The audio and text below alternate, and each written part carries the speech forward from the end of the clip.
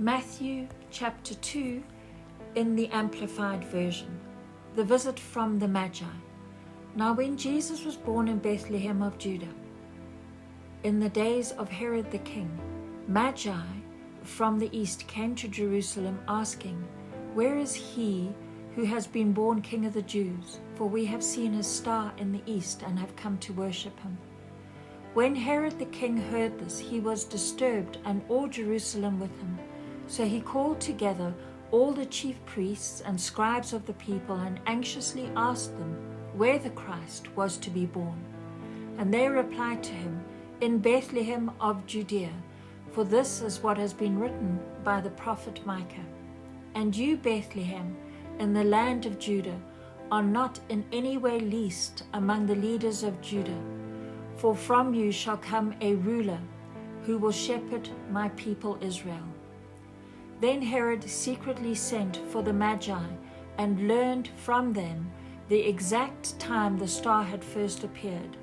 Then he sent them to Bethlehem, saying, "Go and search carefully for the child, and when you have found him, report to me, so that I too may come and worship him." After hearing the king, they went their way, and behold, the star which they had seen in the east went on before them, continually leading the way, until it came and stood over the place where the young child was. When they saw the star, they rejoiced exceedingly with great joy. And after entering the house, they saw the child with Mary his mother, and they fell down and worshipped him. Then, after opening their treasure chests, they presented to him gifts fit for a king, gifts of gold, frankincense, and myrrh. And having been warned by God in a dream not to go back to Herod, the Magi left for their own country by another way. The flight to Egypt. Now when they had gone, an angel of the Lord appeared to Joseph in a dream and said, "Get up, take the child and his mother and flee to Egypt, and remain there until I tell you, for Herod intends to search for the child in order to destroy him." So Joseph got up and took the child and his mother while it was still night, and left for Egypt.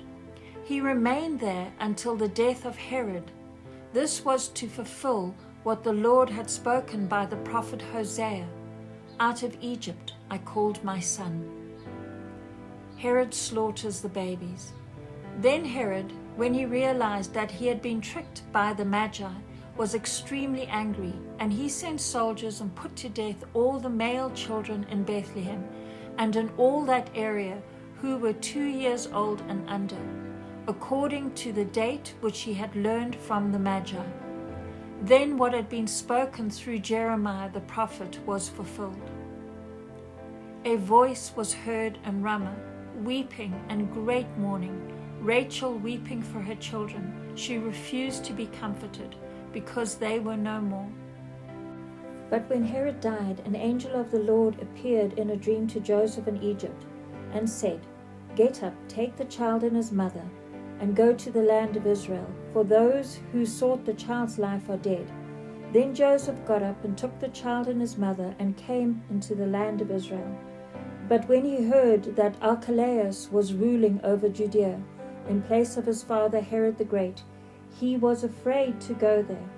Then, being warned by God in a dream, he left for the region of Galilee, and went and settled in a city called Nazareth.